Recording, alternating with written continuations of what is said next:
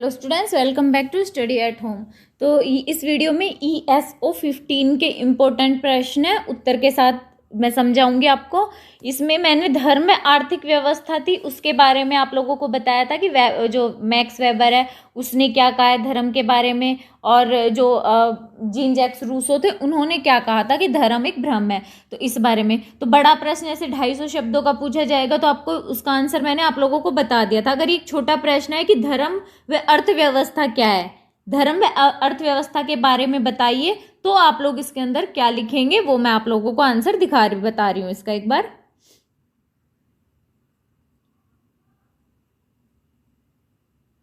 धर्म व अर्थव्यवस्था ये आपका जो 100 शब्दों में लिखने के लिए आता है ना, तो इसमें आपको ये छोटा सा लिखना है कि अर्थशास्त्र मुख्यतः वस्तुओं के उत्पादन व वितरण से संबंधित होता है। मनुष्य उत्पादन और वितरण की प्रक्रियाओं से प्रत्यक्ष रूप से जुड़े हुए होते हैं। किन वस्तुओं का उत्पादन होना है या वितरण होगा, यह समाज की खपत विशेषताओं के सामान्य प्रारूप पर निर्भर करता है। यानी कि अर्थव्यवस्था का मतलब क्या हो गया, हमारी जो आर्थिक स्थिति होती है ना उससे संबंधित चीजें, यानी कि किसी चीज का उत्पादन कितना होगा, किसी चीज का खपत कितनी हो रही है हमारे समाज में किस चीज का, या फिर ऐसे रहता है कि अर्थव्यवस्था से संबंधित सारी चीजें जो होती हैं वो।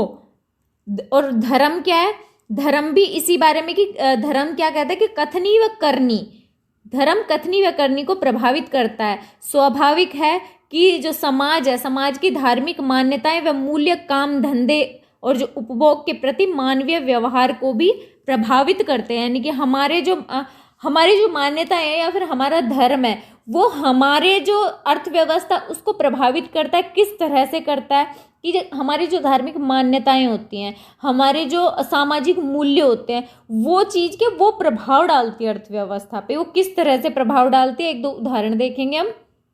जैसे कि जिस धर्म में मनुष्य की मुक्ति का मार्ग कठोर परिश्रम माना जाता है, तो उस धर्म के अनुयायी निश्चित ही समर्पित व ईमानदार श्रमिक होंगे या होते हैं। यानी कि जो जिस धर्म में माना ही जाए कि जो हम परिश्रम करेंगे तो हमें मुक्ति मिलेगी, तो वो लोग क्या ईमानदारी से अपना काम करते, तो कठोर परिश्रम करते हैं वो लोग। और अगर कहीं पे माना जाए कि काम तो एक सजा है, यानी कि हमने जो कोई पाप किया होगा तो ये सजा है, तो वो लोग क्या उसे वैसे ही काट रहे होते हैं कि बस करना है, ये तो सजा के रूप में है। तो वो वैसे समर्पित व ईमानदार नहीं हो सकते हैं जो कि धर्म को मुक्ति का मार्ग मानने वाले जो लोग होते हैं ना वो करते हैं अपने काम को। इसके साथ ही धार्मिक मान्यताएं उपभोग को भी प्रभावित करती हैं। जैसे कि किसी धर्म के अनुयायी शाकाहारी होते हैं, शुद्ध शाकाहारी होते हैं, तो क्या करेंगे वो अंडा मांस मछली नहीं खाएंगे। अब वो मांस मछली नहीं खाएंगे तो उस धर्म क्षेत्र में क्या वो चीज़ें कोई खरीदेगा ही नहीं, ना उन चीज़ों की खपत होगी ना उन चीज़ों की फिर मांग बढ़ेगी, तो अर्थव्यवस्था में इन चीज़ों का योगदान नहीं रहेगा। तो ये चीज़ क्या अर्थव्यवस्था को ये प्रभावित कर रही है। ये चीज़ वहाँ पर मांसाहारी भोजन की मांग ही नहीं होगी। जहाँ पे जो शंख होते हैं उनको पवित्र माना जाता है, तो वहाँ पे क्या है उन चीज़ों कई लोग जैसे उनको खाते हैं, लेकिन वहाँ पे नहीं खाया जाएगा बल्कि उनको संरक्षित किया जाएगा। किसी धर्म में अगर शराब के ऊपर प्रतिबंध है तो वहाँ पे उस जगह पर शराब बिकना बंद होगा। तो इससे क्या शराब जो अर्थव्यवस्था में शराब भी तो योगदान देते हैं ना, कहते हैं ना इतनी शराब बिकती है तो जो गवर्नमेंट होता है टैक्स गवर्नमेंट के पास ही जाता है। तो उस क्षेत्र में जब उस चीज़ की बिक्री ही नहीं होगी तो उस चीज़ के ऊपर खपत के ऊपर प्रभाव तो पड़ेगा, वहाँ पे उस चीज़ की खपत ही नहीं होगी। तो ये चीज़ें क्या है धर्म के कारण कई चीज़ों की जो अर्थव्यवस्था से संबंधित कई चीज़ें होती हैं उनके ऊपर प्रभाव पड़ता है। अतः हम कह सकते हैं कि धर्म मनुष्यों की आर्थिक गतिविधियों को प्रभावित करता है। भारत में अनेक जनजातियों में भूमि हस्तांतरण व गरीबी के कारण नए धर्मों व पंथों का उदय हुआ है। नए मसीहा व पैगंबर इन आर्थिक संकटों से उनको बचाते हैं। यानी कि धार्मिक मान्यताएं और मूल्य उत्पादन वितरण व मांग आपूर्ति जो होती है उसको प्रभावित करते हैं। तो ये धर्म व अर्थव्यवस्था के बारे में आपको 100 मार्क्स में जो लिखना है वो आंसर होगा। नेक्स्ट एक छोटा प्रश्न आता है जाति व धर्म के बारे में बताइए। जाति व धर्म भारत के धार्मिक बहुलवाद का विश्लेषण करने में सहायता करते हैं। यानी कि जो जाति व्यवस्था होती है कि वो हमारे समाज के धार्मिक जो बहुलवाद है उसके बारे में हमें जानकारी देती है। जाति व्यवस्था की भूमिका को जाने बिना धर्म की प्रकृति को समझना मुश्किल होता है। जाति व्यवस्था हिंदू धर्म के जन्म पुनर्जन्म व कर्म के आधार के ऊपर आयोजित होती है। यानी कि हिंदू धर्म में माना जाता है ना कि जन्म हुआ पुनर्जन्म होता है या फिर कर्म क्या है, उनके हिसाब से हिंदुओं में 4 वर्ण माने जाते हैं। तो उनमें क्या है, हिंदू धर्म में 4 वर्णों के आधार पर जाति समूह को शुद्ध से अशुद्ध रूप में बांटा गया है।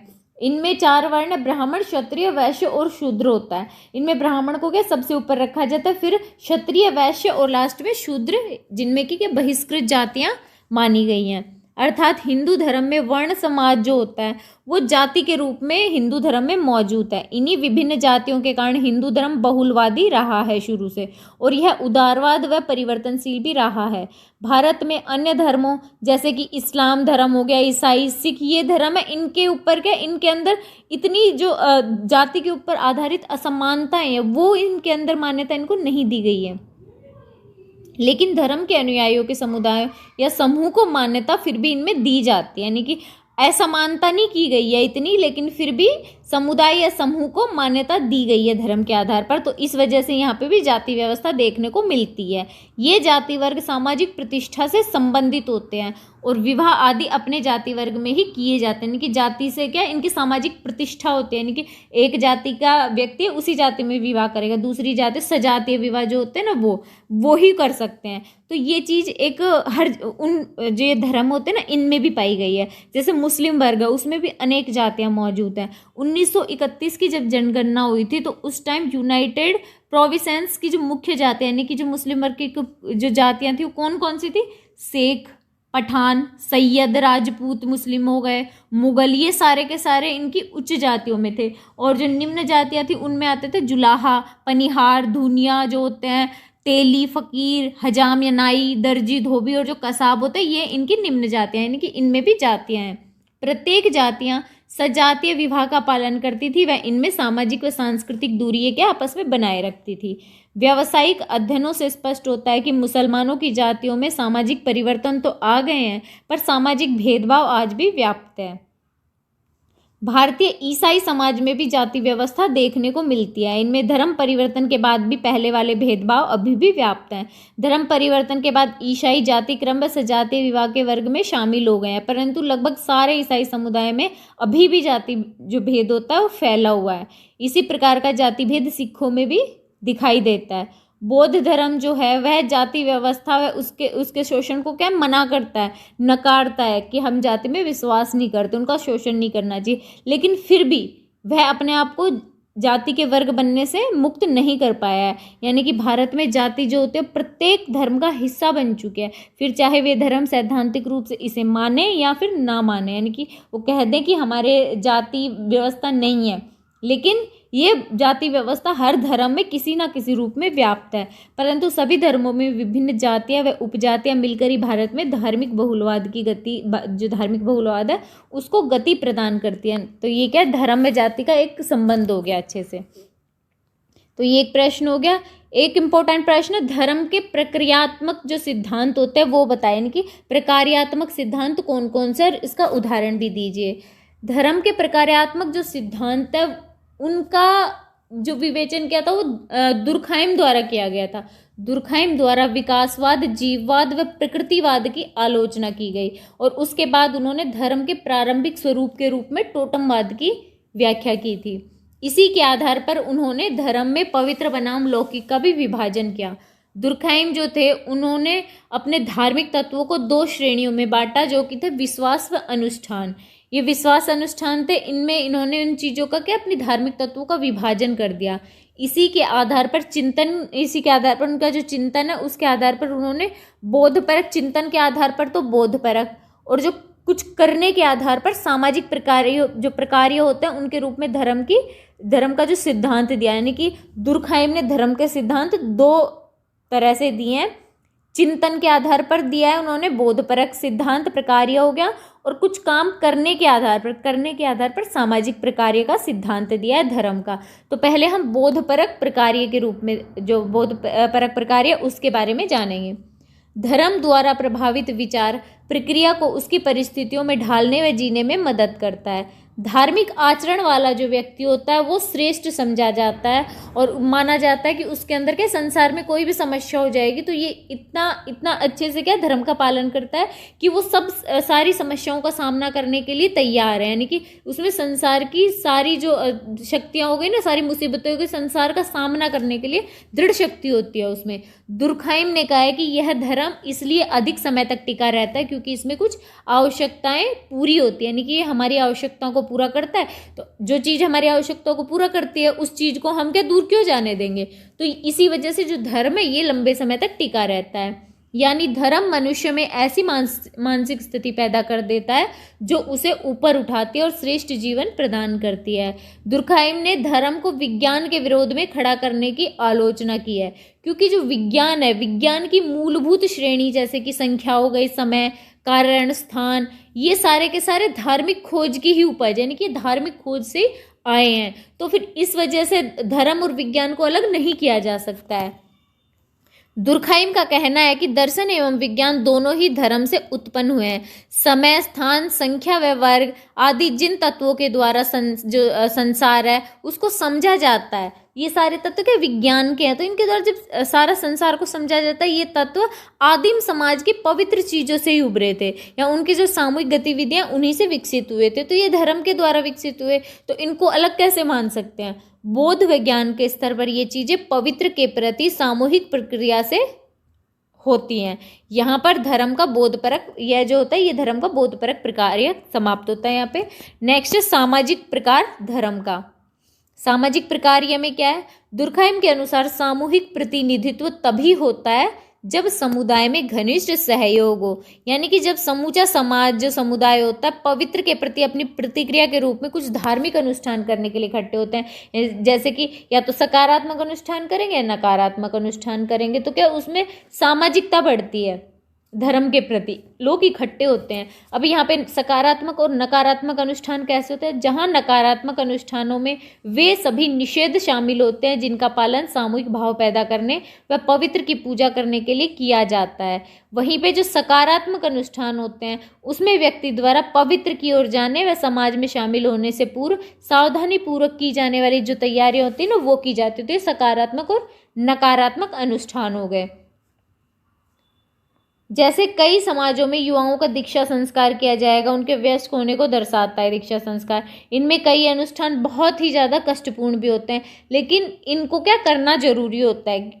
इन्हीं के जो अनुष्ठानों में जो कष्ट होते हैं उसके द्वारा व्यक्ति एक दशा से दूसरी दशा में पहुंचता है। समाज में पवित्र क्या, पवित्र वह होता है जो कि प्रशंसीय हो, सम्मान्य हो, यानी कि उसका सम्मान करते हैं, उसकी प्रशंसा करते हैं और पूजा करते हैं लोग, यानी कि प्रशंसीय हो, सम्मान्य हो, पूजनीय हो। समाज में वही पवित्र होता है। समाज में मनुष्यों द्वारा किए गए अनुष्ठानों से ही देवी देवताओं की उत्पत्ति मानी गई है।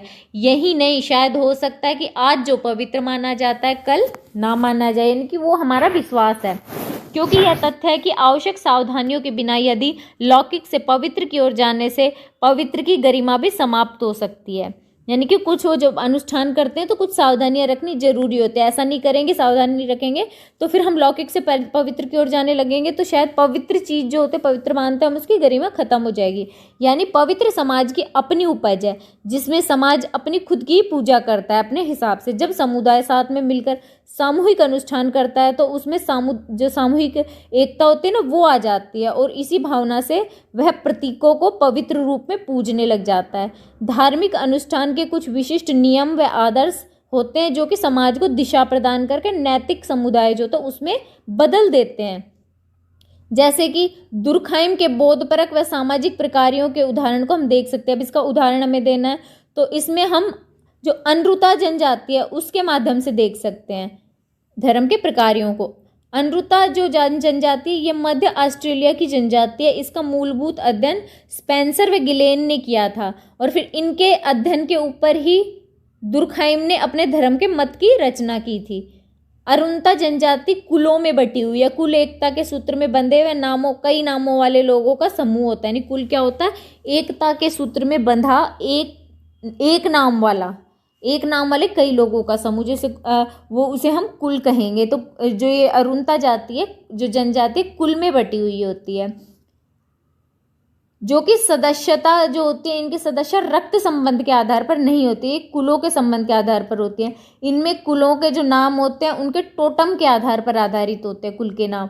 कुछ लोगों के नाम को भी टोटम से भी जोड़ दिया जाता है, कुछ लोग अपने नाम के आगे टोटम का नाम, जो टोटम जो पवित्र चीज मानते हैं उसका नाम अपने नाम के आगे लगा लेते हैं।